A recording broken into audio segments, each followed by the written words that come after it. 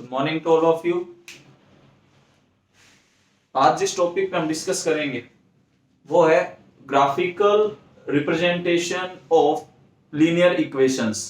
Linear equations या उसके system को जो आपने पढ़ा कल की वीडियो में, जो आपने देखा था, उसे आगे अब हम आगे डिस्कस करते हैं कि उनको ग्राफिकली किस तरीके से सोल्व करना होता है। कुछ क्वेश्चंस के हेल्प से मैं आपके आगे डिस्कस करता हूं। जैसे हमने 3 केसेस पढ़े थे, unique solution, no solution, infinite many solution. ठीक है, तो हम पहला केस डिस्कस करते हैं या कुछ अलग अलग तरीके से मैं आपके आगे लिखता हूं। पहला क्वेश्चन देखिए, solve graphically the pair of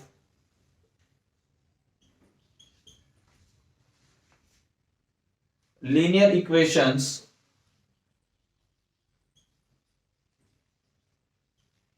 solve graphically the pair of linear equations 3x minus 4y plus 3 is equal to 0 and 3x plus 4y minus 21 is equal to 0। इनको ग्राफिकली सॉल्व करके दिखाना है। ठीक है, इसी में आगे एक और बात करते हैं। आल्सो इस कंप्लीट क्वेश्चन को डिस्कस करेंगे। फाइंड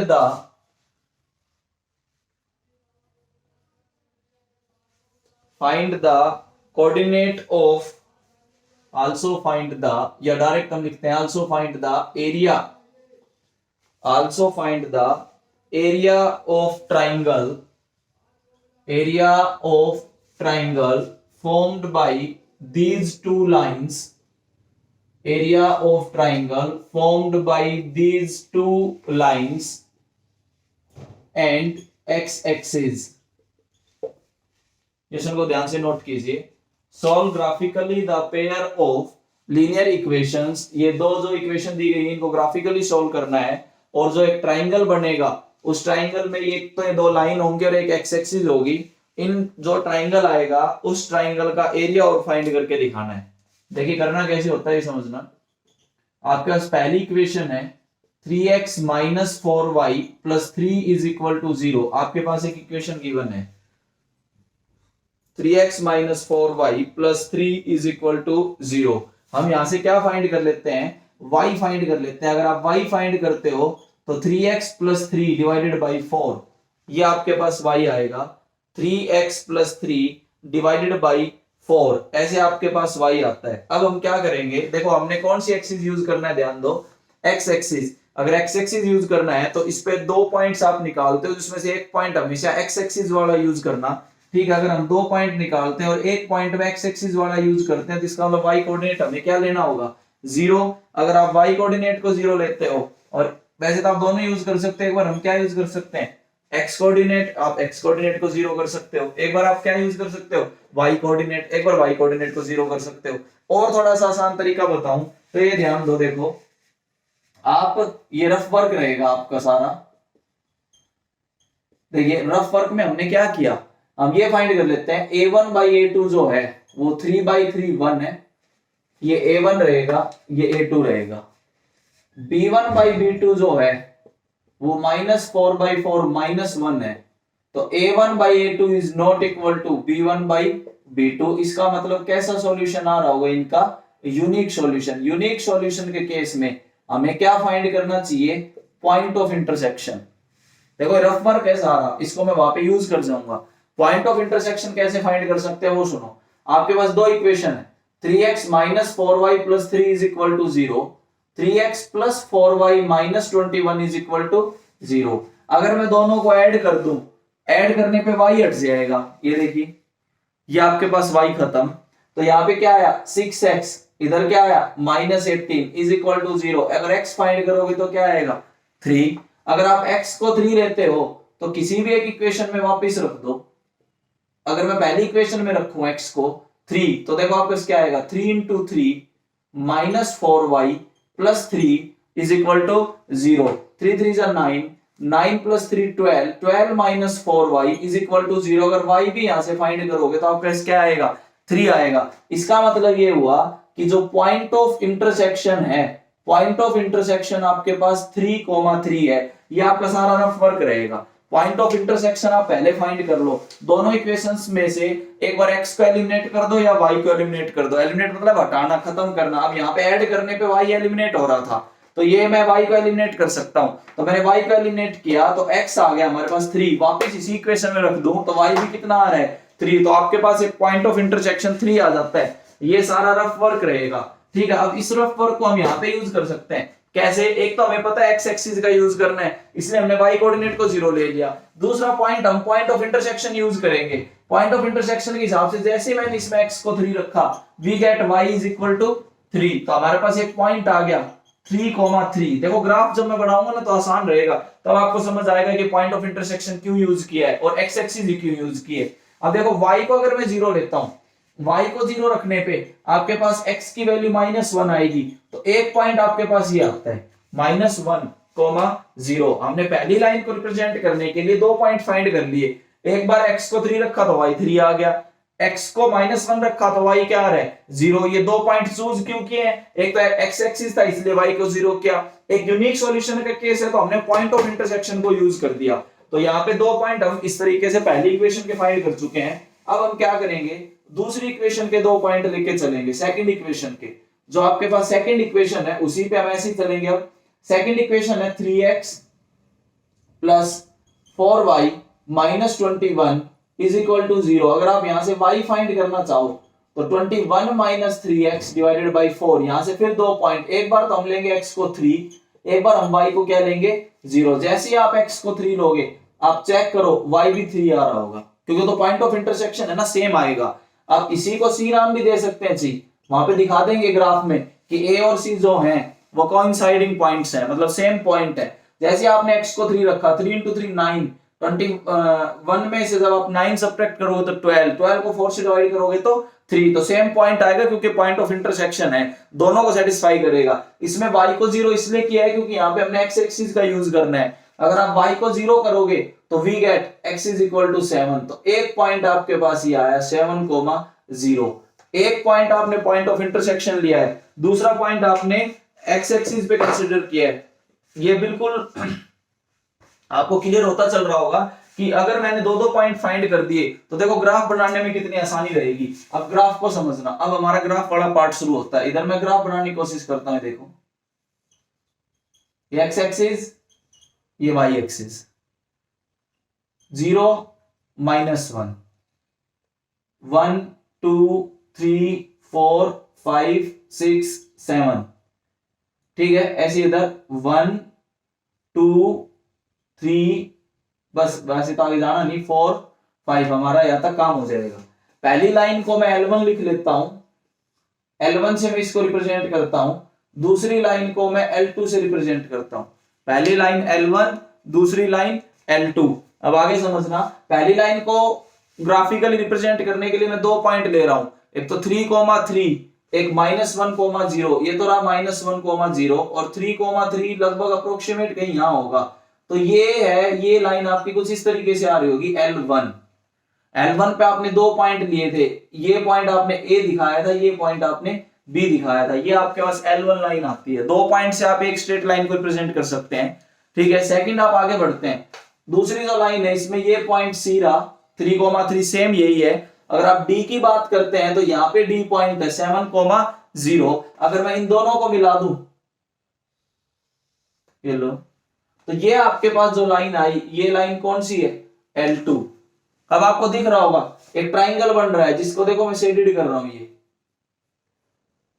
ये आपके पास ट्राइंगल है। इस ट्राइंगल का एरिया फाइंड करना था। एरिया आपने पढ़ा है half into base into height, half into base into height आपका एरिया होता है। अब देखो बेस समझो, बेस को थोड़ा सा ध्यान से समझना, यहां से लेके यहां तक 1 डिस्टेंस हमेशा पॉजिटिव होती है। कोई बच्चा ये नहीं सोचेगा कि सर ये -1 था तो माइनस क्यों नहीं है। माइनस केवल डायरेक्शन को रिप्रेजेंट करता है कि आप नेगेटिव साइड में चल रहे हो। डिस्टेंस तो 1 यूनिट ही है, तो ये 1 यूनिट रहेगी पॉजिटिव। और आप यहां से लेके यहां तक की बात करें तो डिस्टेंस कितनी है 7 यूनिट, तो 7 + 1 टोटल बेस आपके पास 8 है। अगर आप इस कोऑर्डिनेट को देखें तो ये 3,3 था, तो इसका मतलब अगर मैं इससे परपेंडिकुलर ड्रा करूं, अगर मैं परपेंडिकुलर ड्रा करूं तो ये जो हाइट रहेगी ये जो हाइट आपको नजर आ रही है, इस पॉइंट को मान लीजिए मैं m डिनोट कर देता हूं, तो am जो है ये y coordinate of point a है, am जो रहेगी वो y coordinate of point m,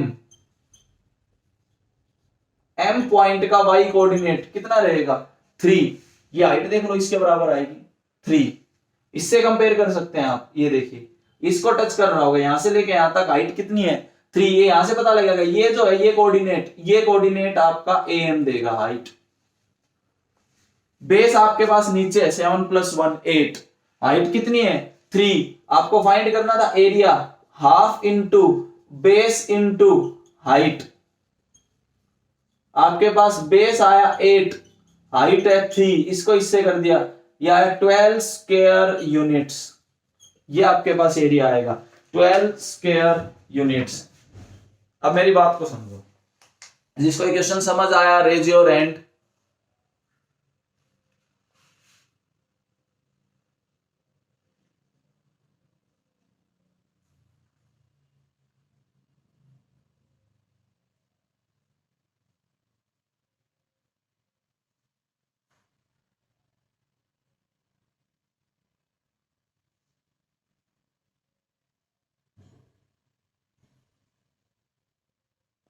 फटाफट इनको नोट करते चलेंगे।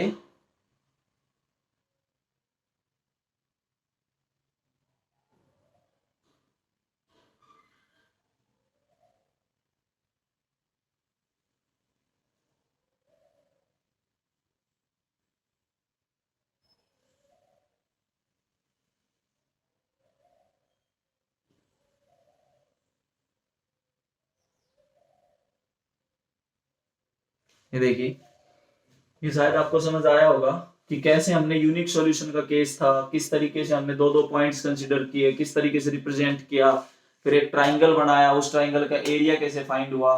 कोई भी दिक्कत आते तो आप इस बाद में इस वीडियो को आराम से देख के दोबारा से समझ सकते हैं। फिर भी मैंने बड़ी स्लो स्पीड में आपको समझाने की कोशिश की है कि किस तरीके से आप ट्राइंगल का अगर केस आता है तो आप इसको हैंडल कर सकते हैं।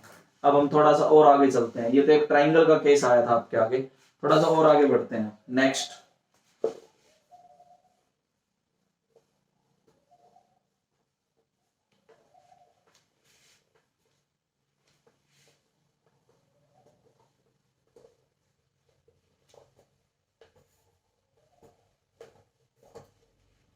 नेक्स्ट देखिए,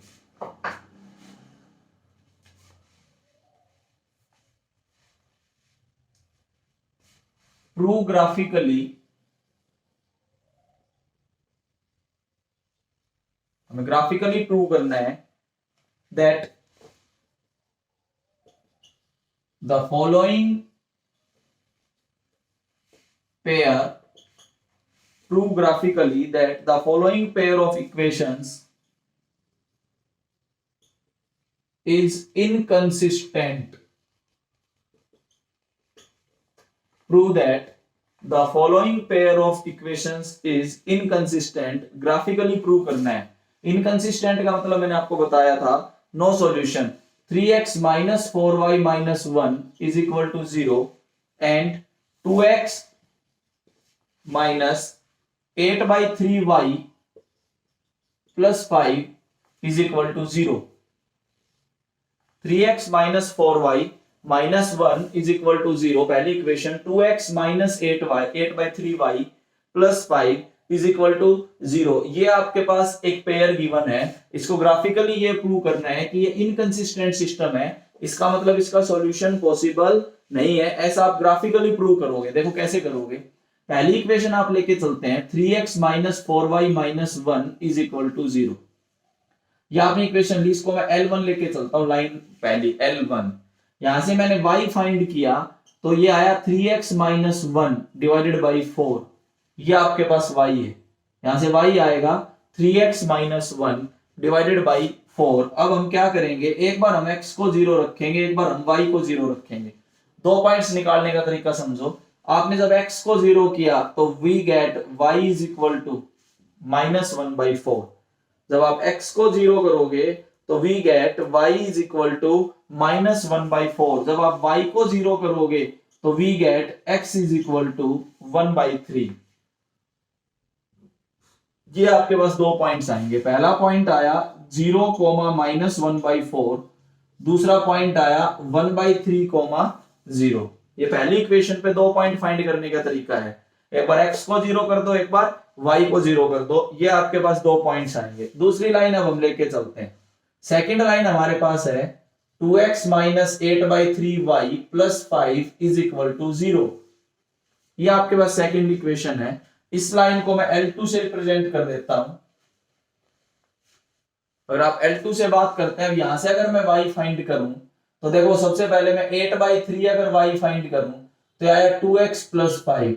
अगर मैं y फाइंड करूं तो 6x + 15 / 8, ये आपके पास y आ जाता है। यहां से फिर से हम दो पॉइंट्स फाइंड करेंगे। एक बार हम x को 0 रखेंगे, एक बार हम y को 0 रखेंगे। अगर आप x को 0 रखते हो तो वी गेट y = 15/8। x को 0 रखने पे y की वैल्यू 15/8 आती है, तो आपके पास एक पॉइंट आ गया c 0, 15/8। जब आप एक बार y को 0 करते हो तो वी गेट x = -15/6, तो आपके पास एक पॉइंट आ गया -15/6, 0। दो पॉइंट आपने L1 पे फाइंड कर लिए, दो पॉइंट आपने L2 पे फाइंड कर लिए। देखिए अब हमारा काम रह गया ग्राफिकली रिप्रेजेंट करना। अब देखो ग्राफिकली कैसे रिप्रेजेंट होगा। ये x एक्सिस, ये y एक्सिस। ग्राफ, अब मेरे पास ग्राफ तो है नहीं तो मैं तो आपको रफली समझा सकता हूं। जैसे 0 लिया, 1 2 3 4, 1 2 3 4, -1 -2 -3 -4 -1 -2, कुछ इस तरीके से आपने रफली रिप्रेजेंट करना है। ठीक है, पहला पॉइंट आप कंसीडर करके चलते हैं। पहला पॉइंट है 0, -1/4। रफली आपने लेके चलना है -1/4। 0, -1/4 कहीं यहां इस तरीके से कहीं पॉइंट होगा, ये रहा। रफली आइडिया है कि लगभग लगभग आपको ये पॉइंट कहीं यहां नजर आ रहा होगा, ए। उसके बाद बी पे आइए, 1/3, 0, लगभग कहीं यहां नजर आ रहा होगा, बी। अगर मैं दोनों को मिला दूं तो ये लाइन आपको L1 नजर आ रही होगी।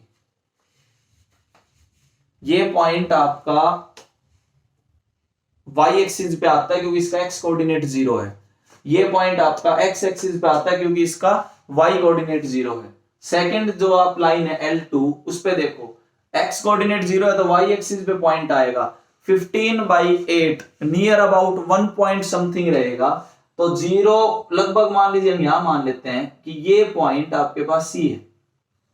अगर हम D की बात करें तो ये x एक्सिस पे पॉइंट रहेगा, और देखो कहां आ सकता है, ये 2 पॉइंट समथिंग रहेगा। तो 2 पॉइंट समथिंग के अप्रोक्स अगर ये वैल्यू आ रही होगी तो ये लगभग कहीं यहां पॉइंट आ रहा होगा, इस साइड। माइनस, देखो मैं इसको मिटा देता हूं, इसको थोड़ा और आगे बढ़ाता हूं, इधर -2 -3। इसका जो डी पॉइंट है वो लगभग कहीं यहां आ रहा होगा, अप्रोक्सीमेशन मैंने आपको बता दिया। इन दोनों को अगर मैं मिला दूं,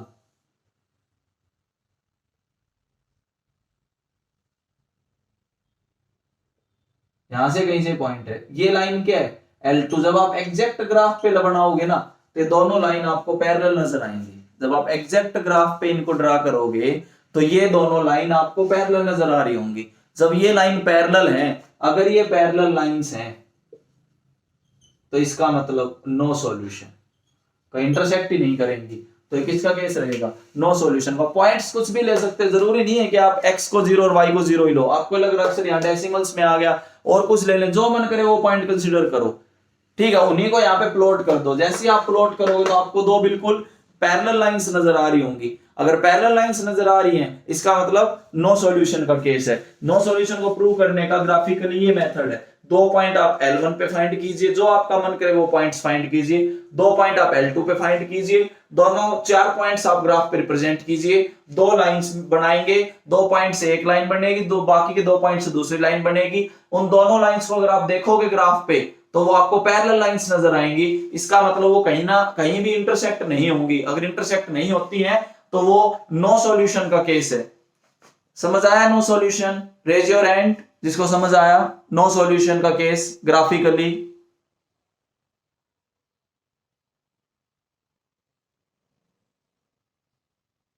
शाबाश।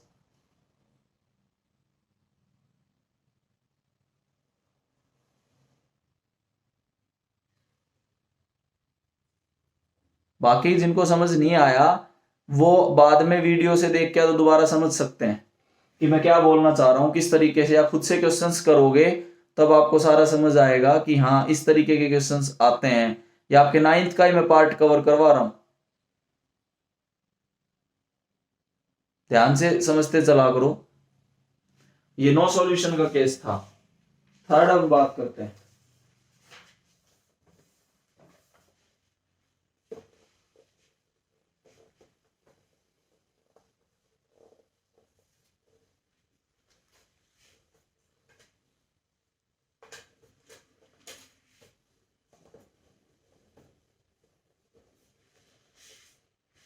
थर्ड की अगर हम बात करें, थर्ड क्वेश्चन देखिए, prove graphically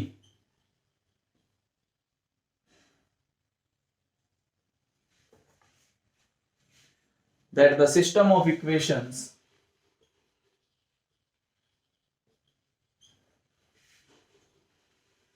prove graphically that the system of equations x plus 2y is equal to 5 and 3x plus 6y is equal to 15 has infinitely many solutions. Has infinitely many solutions. आपको graphically ये prove करके दिखाना है। Analytically तो कल बात कर ही रहे थे, a1 by a2 is equal to b1 by b2 is equal to c1 by c2 अगर आता है तो वो आपका इनफाइनाइट मैनी सॉल्यूशंस का केस है। लेकिन हमें इसको ग्राफिकली प्रूव करके दिखाना है, तो देखिए कैसे आएगा। आप पहली इक्वेशन लेके चलते हैं, x plus 2y is equal to 5, ये आपके पास L1 लाइन है। यहां से 2 पॉइंट्स आप एक बार x को 0 कर सकते हैं, एक बार y को 0 कर सकते हैं। जैसे आप x को 0 करोगे तो y की वैल्यू 5/2 आएगी, तो आपके पास एक पॉइंट आएगा 0,5/2। जैसे आप y को 0 करोगे तो x आपके पास 5 आएगा, तो दूसरा जो पॉइंट है वो आएगा 5,0। 2 पॉइंट आप इस पे कंसीडर कर सकते हैं। एक बार इस लाइन में x को 0 रख दो तो y की वैल्यू फाइंड कर लो, एक बार इस लाइन में y को 0 कर दो तो x की वैल्यू फाइंड कर लो। ये दो आपके पास पॉइंट्स आएंगे। सेकंड जो लाइन है, सेकंड लाइन है 3x plus 6y is equal to 15, जिसको आप L2 लिख के चल रहे हो। इसमें भी आप 2 पॉइंट्स फाइंड कीजिए, एक बार x को 0 कीजिए, एक बार y को 0 कीजिए। जब आप x को 0 करोगे तो y आएगा 15/6 यानी 5/2। सेम पॉइंट आपके पास आएगा 0,5/2। अब जैसे आप y को 0 करोगे, y को 0 करने पे y को यहाँ पे 0 पुट किया तो x आया 15/3, वो कितना आया 5। वो सेम पॉइंट आ रहा होगा, तभी तो कोइंसाइडिंग लाइंस आएंगी, ये एक दूसरे के ऊपर ही लाइन लाई करेंगी क्योंकि इनके दोनों पॉइंट सेम आते हैं।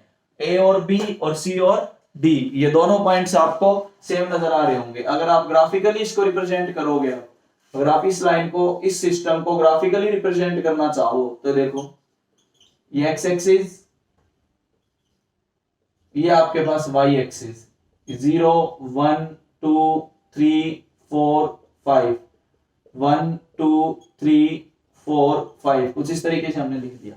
पहला जब आप पॉइंट लेके चलते हैं 0,5/2 मतलब x 0 y 5/2, x को तो 0 और y 5/2 मतलब 2.5, यहां कहीं पॉइंट होगा a।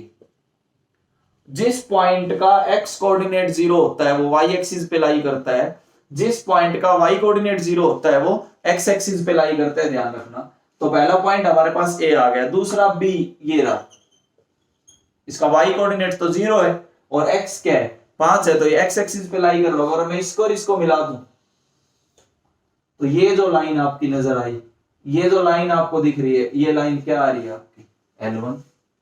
आप L2 ड्रा कर लो, सेम है, वो इसी पे ही आएगी, ये बिल्कुल इसी के ऊपर आ रही है, यही क्या आ गई L2। इसका मतलब कैसी लाइन आ गई, कॉन्साइडिंग लाइंस। अगर कॉन्साइडिंग लाइंस हैं तो इसका मतलब क्या रहेगा, इनफाइनाइट मैनी सॉल्यूशंस। ये आपके पास इनफाइनाइट मैनी सॉल्यूशंस का केस है। मैंने आपको 3 केस डिस्कस किए हैं अभी। पहला जो क्वेश्चन था जिसमें ट्राइंगल का एरिया फाइंड करना था, उस केस में हमने यूनिक सॉल्यूशन को डिस्कस किया। दूसरा नो सॉल्यूशन जिसमें पैरेलल लाइंस आई। तीसरा इनफाइनाइट मैनी सॉल्यूशन जिसमें पॉइंट ही कॉमन आ गए, सारे के सारे पॉइंट कॉमन आ रहे हैं, मतलब कोइंसाइडिंग लाइंस। ये 3 केस आपके ग्राफिकली आते हैं। बताओ यहां तक कोई डाउट हो? सब समझ आ रहा है? क्लियर है? 3 केस, रेज योर हैंड।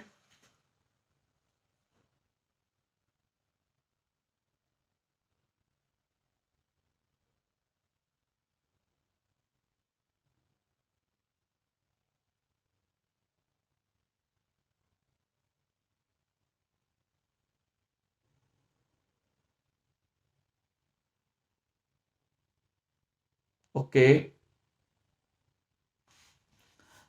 आगे हम बात करते हैं। देखिए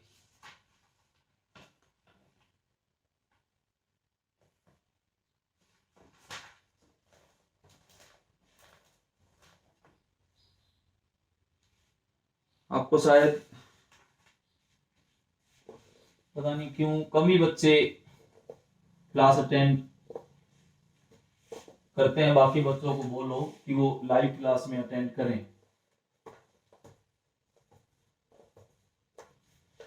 ये देखिए कुछ और आगे डिस्कशन करते हैं। ये तो ग्राफिकली मैंने आपको 3 केस समझाए, ठीक है। 3 केस के हिसाब से अब एक क्वेश्चन जो मैं कल बात कर रहा था उस पर एक अच्छा क्वेश्चन मैं डिस्कस करता हूं, इंपॉर्टेंट करके इसको मार्क करना। देखिए कैसे, for what value of P,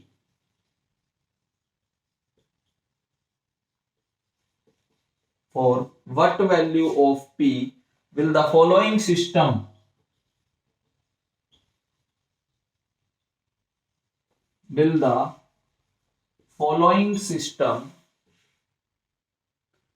of linear equations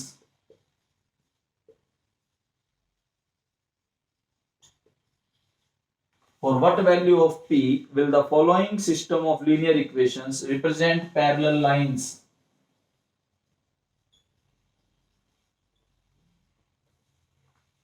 For what value of p will the following system of linear equations represents parallel line? Minus x plus p y is equal to 1 एक equation given है, and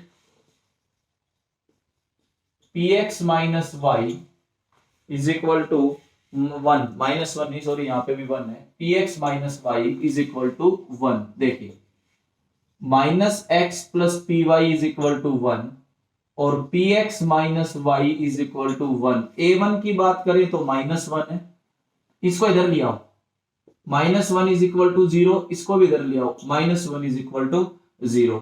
b1 की बात करें तो वो p है, c1 की बात करें तो माइनस 1 है, a2 की बात करें तो p है, अगर मैं b2 की बात करूं तो वो माइनस 1 है, अगर मैं c2 की बात करूं तो वो भी माइनस 1 है। a1 b1 c1 a2 b2 c2 ये आपके पास वैल्यूज हैं, ठीक है। इसके बाद हमने क्या करना है, according to given condition no solution का केस है, पैरेलल लाइंस का मतलब नो सॉल्यूशन। अगर नो सॉल्यूशन का केस है तो कंडीशन ये आती है a1 by a2 is equal to b1 by b2 is not equal to c1 by c2। a1 by a2 का मतलब minus 1 by p is equal to p divided by minus 1 is not equal to minus 1 by minus 1। यह आपके पास आया minus 1 by p is equal to p by minus 1 is not equal to 1। इसमें मैं पहला case discuss करता हूं। पहले केस में मैं इन दो को लेके चलता हूं, अगर मैं क्रॉस मल्टीप्लाई करूं तो 1 is equal to p square, तो यहां से पी की वैल्यू हमारे पास दो पॉसिबिलिटीज आ सकती हैं, प्लस माइनस 1। लेकिन अभी आपके पास एक और केस है, क्या, अगर मैं इफ पी को मैं माइनस 1 ले लूं, अगर आप p को माइनस 1 लेते हैं तो देखो रेशियो क्या बनेगा, minus 1 by minus 1, minus 1 by minus 1 is not equal to 1। इसमें रख दी मैंने वैल्यू, तो क्या आया 1 is not equal to 1 which is false. इसका मतलब p is not equal to minus 1, तो दिस इंप्लाइज p हमारे पास क्या बचता है, 1 बचता है, इज द आंसर। P -1 नहीं हो सकता, P1 आएगा।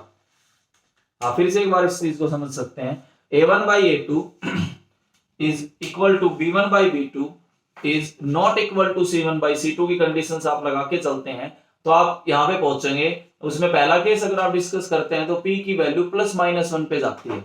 उसमें से अगर मैं -1 उठाऊं तो जो गिवन रेशियो आया था ये वाला जिसको मैंने सर्कल किया हुआ है, इसमें अगर मैं P को -1 रख दूं तो फॉल्स कंडीशन आती है, लेकिन अगर +1 रख दूं तो ट्रू कंडीशन आएगी, आप चेक कर लेना। तो अगर फॉल्स कंडीशन आती है तो इसका मतलब P is not equal to -1, तो हमारे पास केवल एक ही ऑप्शन बचता है कि P आपके पास 1 रहेगा। इसे आगे हम नेक्स्ट वीडियो में डिस्कस करेंगे।